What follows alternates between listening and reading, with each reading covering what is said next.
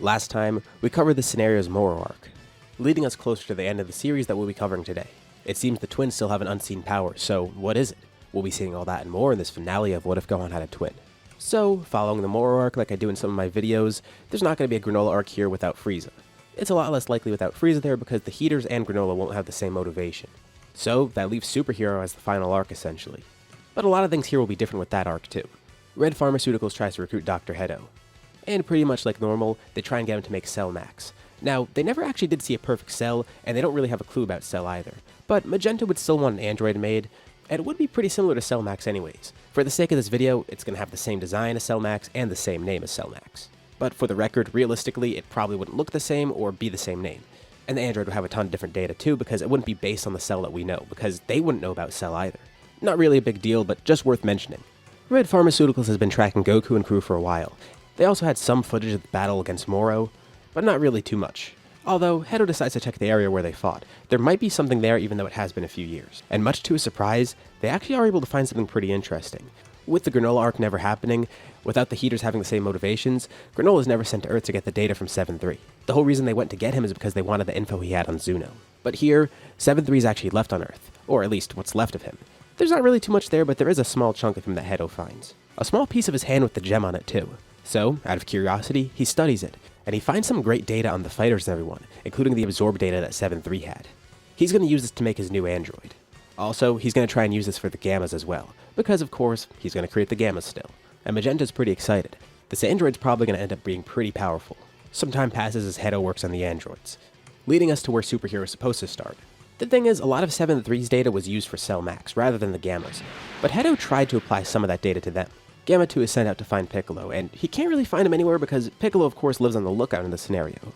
But there are times where he actually is on the surface, and Gamma 2 is able to find him at one point. Piccolo fakes a defeat here, and not because he can't beat Gamma 2, but because he wants to figure out who this guy is. Although, it doesn't really work too well because Gamma 2 and Gamma 1 both know that Piccolo has a higher form beyond this. So Gamma 2 scopes out the area waiting to find Piccolo, and then he's finally able to locate him.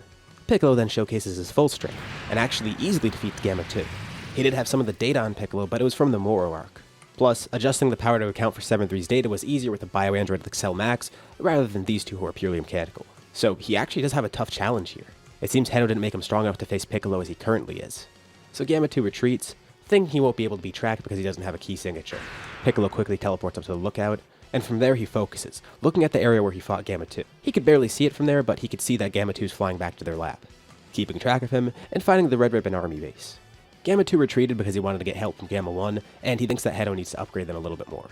But this led Piccolo right to where the base is, so he's simply able to disguise himself with a clothes beam, and just teleports to where the Red Ribbon Army base is, infiltrating the base, getting some more info on what's going on here.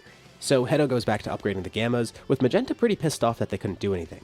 He thinks they should just activate Cell Max, and Hedo disagrees, but as he goes to actually upgrade the Gammas, Magenta starts to plan his own thing, going to actually activate Cell Max.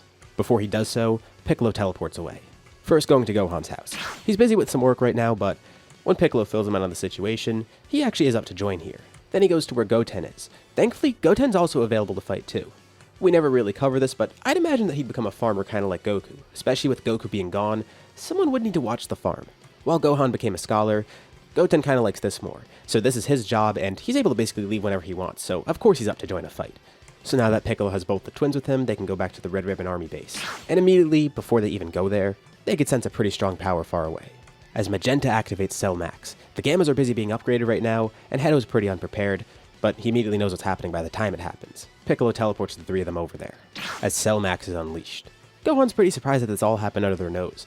So Cell Max would look different and have a different name, so they wouldn't even realize that it's supposed to be Cell, even though Gohan and Goten actually were the ones to fight Cell. But they put 2 and 2 together and realized that this is some sort of bio-android similar to that, and he's clearly on some sort of mindless rampage right now. And for that reason, Piccolo obviously wants to stop this thing right away. Gohan and Goten were hoping to have some sort of substantial fight here, but they do realize they have to end this quickly too. While the two of them here do enjoy fighting, they're also pretty serious when it comes to that, and they focus on mitigating danger and ending fights quickly, rather than just having fun. Piccolo goes into his full power, with Gohan and Goten finally showcasing their new strength. Now, they've had this for a while. They could have even used it against Moro, but it would have been a little bit more risky there, especially because they didn't have that great of control on it. But they're excited to finally use it in a real battle. It's the final evolution for each of them, based on their own unique trainings. The two of them actually did unlock the Beast form together, and this is kind of an extension of that. For Gohan, the change is more noticeable. It almost looked like his Super Saiyan 4 form, due to that being his unique evolution. Meanwhile, Goten's changes aren't really too apparent. His eyes change color and get an outline similar to Super Saiyan 4. Once more, he's still a bit bummed that he doesn't have his tail anymore. These two forms are their respective masteries over the Beast form, with the Beast form basically being the culmination of all their anger and power. Goten channels the power of Great Ape through his Wrathful form, while Gohan channels the power of Great Ape through his Super Saiyan 4 form. This is the epitome of their strength, their final form by all means, with each showing off almost animalistic strength, and despite the different looks, they are essentially similar. It's just the way that their awaken was different, and for that reason, they each give these forms the same name. This is Primal Gohan and Primal Goten, although Goten calls his unique version Golden Beast, due to it getting a golden tint, and Goten wanting to differentiate it from Gohan a bit. The twins are the strongest warriors in existence. Piccolo doesn't even get a chance to fight. With them finally getting to showcase their full power, they go all out, and they end the battle pretty quickly, with Cell Max being defeated with relative ease. A little bit underwhelming for them because that battle was too short. Once again, their full strength gets snubbed. They don't get a chance to actually use it for fun. But thankfully the Red Ribbon Army is stopped. Piccolo wonders where that one android went though. He never actually got to see Gamma 1 either. Inadvertently with Cell Max's explosion, that basically destroys the rest of the base. Thankfully Hedo's barely able to make it out alive, and while he didn't get to upgrade the Gammas, he was able to take them too. And they escape pretty much unnoticed, terrified of what just happened, with Red Pharmaceuticals also being toppled now. But following this display of power, somebody else was watching. Whis was actually showing everyone through his staff. Goku, Vegeta, and Raditz were training there off-planet. And even from all the way over there, they could sense this going on, and now they want a demonstration of that power for themselves, with them being summoned to Beerus' planet. They honestly don't know why they're here right now, but Goten's pretty excited when he hears that they're about to fight everybody. Honestly, Gohan's not really too sure about this, but it's gonna be fine here. They don't have to worry about any collateral damage and they could finally go all out. Goten tries to convince him too. They finally have a chance to do this. They've been waiting for so long. Plus, after that battle with Cell Max, it leaves kind of an emptiness within them. Doesn't Gohan want to fight too? Well, yeah, Goten's able to convince him and then he goes for it. But who exactly are they going to be fighting? First, it's going to be a 2v3, against Goku, Vegeta, and Raditz. And Raditz tells them to not hold anything back because they're definitely not. This is also an opportunity for them to show off their full power. By now they haven't gotten any new forms or anything, but Vegeta and Raditz have gotten a better control over Ultra Ego, improving the power, effectiveness, and stamina of it. As for Goku, he's actually completed Ultra Instinct by now, so this will be a good test for him too. Piccolo came along too, but he's not going to get involved in the fight. He already knows what Gohan and Goten's power's like, and this is for the Saiyans to test that strength. But he's pretty confident that they'll win here. A 3v2 begins, and pretty much immediately they could tell this isn't really going to be fair. Not because they outnumber Gohan and Goten, but because Gohan and Goten overpower them. Right now they're only fighting their beast forms, and doing pretty well in fact. But the three other Saiyans want to see their full power. How could they force that out? And Vegeta has the perfect idea. He has been contemplating this for a while, and since he never got to do it, he felt a little bit left out. Although this time, he's going to have to leave Raditz out of it. Raditz has no clue what he's talking about, but he doesn't like it because of the fact he's going to be left out. And Vegeta's referring to fusion. Goku would agree to that, but they don't have Potara on hand. Oh, those things? Whis says that won't be a problem to get. Holding out a hand in front of him, generating 2 Potara out of thin air. And you know what? He even makes another pair, giving it to Gohan and Goten. Although they decide they're going to fight unfused first. Raditz guesses he's going to set this one out because he's not going to fight alongside a fusion. He knows he's going to be outpaced by everybody there. And he already had the chance to fuse with Kakarot. This will be fun to spectate though. And after all this time, Vegeta finally gets to fuse with someone, finally being able to quell his curiosity. And the results are pretty interesting. A new fusion's born, naming himself Vegito. The fusion of Vegeta and Kakarot. He asks the other two if they're really sure they don't want to fuse because he's not going to hold back here. Gohan and Goten say they're going to wait a bit. That's fine then. Vegito powers up to his maximum strength. Although, it's a bit strange. He tries to use Ultra Instinct and Ultra Ego, but he can't use the two of them together. They don't really work in harmony because they are pretty much polar opposites.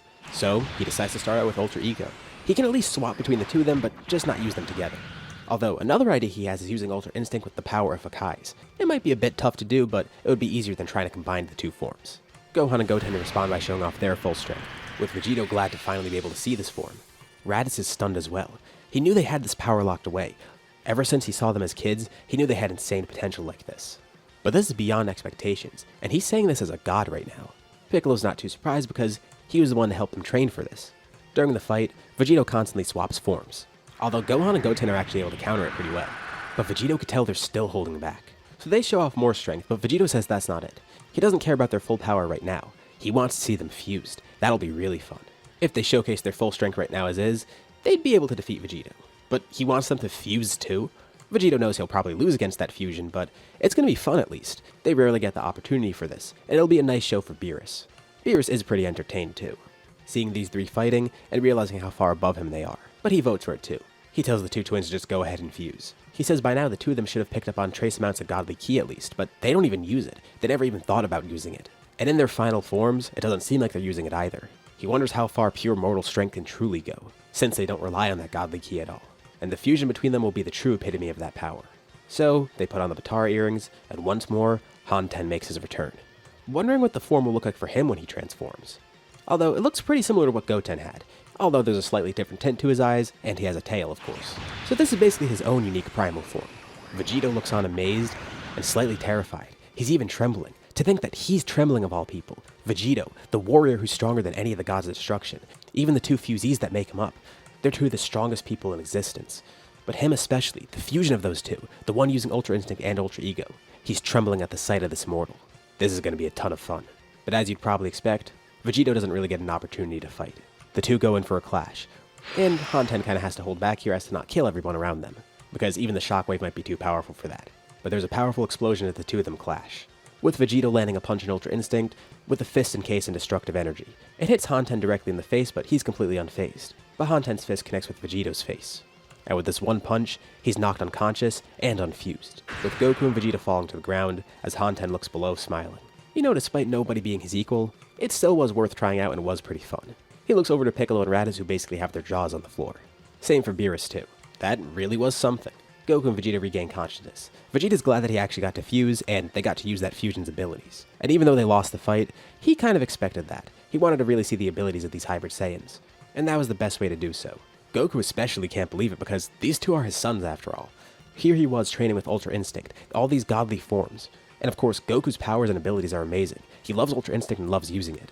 But to think these two would be able to do that without any godly forms at all, it's truly special. Ever since he first started training these two, he knew they had potential like this, but to think they're at this level, to think Goku still struggles catching up with them, he's proud of them and proud of that display of their strength. But he promises them, he will catch up to them one day. And he hopes they keep working on that power. They worked hard for it, and they should work hard to maintain it too. And they agree. They couldn't have gotten this far without their great teachers in life. With two of them, Piccolo and Raditz watching right there, and their most important and prominent teacher right in front of them, Goku. But even more important than Goku, the main driving force behind their strength is each other. Even with the great teachers around them, they wouldn't have made it this far without each other. And not just in terms of physical strength and training, but in terms of their mentality too. The two brothers keep pushing each other to go further. If Gohan wasn't around Goten as a kid, or vice versa, the two of them don't know where they would have been. Sure, they probably would have been strong, but not on this level. And not just that either. With all the hardships they went through together, who knows how far they would have made it without each other. And that's the true reason behind their strength, their brotherhood. In a way, Goku can kind of relate because of Raditz. And although Goku never really thinks about it, Raditz still does kind of wonder how Bardock would react seeing them today, especially his grandsons. And these two definitely did live up to Vegeta's expectations. He always did theorize that hybrids would be like this. But who knows where they'll go from here in terms of strength. And with that explosive battle, that will be the conclusion to this series. So what did you guys think about this series as a whole, especially in comparison to the original? I'd love to see your guys' thoughts below. Personally, I'm very glad I got to redo this one. Not just because of the improved video quality, but because I got to tell a new story here. As usual, be sure to drop a like and subscribe if you haven't already. It really does help out the channel and shows me you want to see more like this. Anyways, thank you all for watching, thanks for supporting the scenario all the way through, and I'll see you all in my next video.